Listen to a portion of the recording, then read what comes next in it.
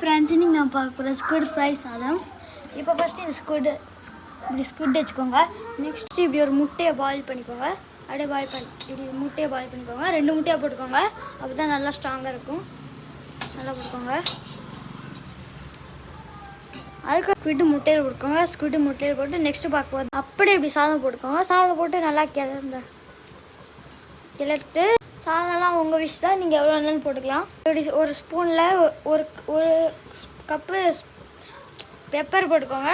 கொஞ்சமாக போடுங்க, அப்புறம் அதுக்கப்புறம் நல்லா இருக்காது. கொஞ்சம் அப்படியே மேலே போட்டுக்கோங்க. நிறையா போட்டாதீங்க, கொஞ்சமாக போட்டுக்கோங்க. 2 ஸ்பூன் மட்டும் இருக்காங்க. இதை எடுத்து கொஞ்சம் நல்லா கிளறுங்க.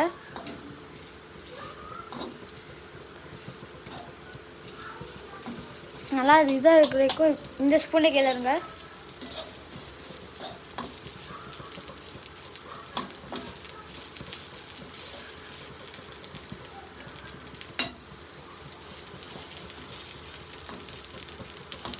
சாதம்லாம் இப்படி கட்டியாக இருக்கக்கூடாது. நல்லா கிளறிக்கோங்க. நல்லா தரமாக வரைக்கும் கழிக்கோங்க.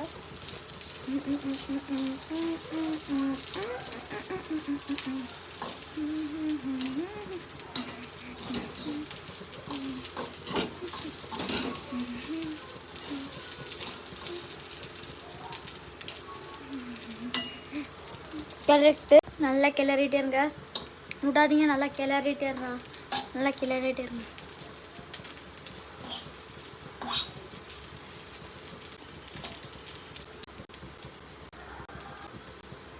உங்களுக்கு வேணால் ஒரு ஸ்குவிட் எடுத்து இப்படி அந்த பிளேட்டில் வச்சு எப்படி இருக்குன்னு ஒரு தான் சாப்பிட்லாம்.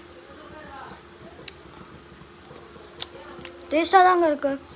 இன்னும் டேஸ்ட்டாக இருக்குது. எனக்கு கேஸ் இப்படி ஆஃப் பண்ணிக்கோங்க.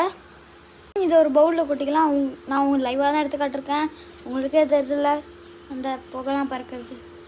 சரி, ஓகே காய்ஸ், நம்ம நெக்ஸ்ட் வீடியோவில் சந்திக்கலாம். இந்த ஃபுட்டு நல்லா இருக்கா நல்லா இல்லையான்னு கமெண்ட்டில் சொல்லிடுங்க. Like, subscribe, share.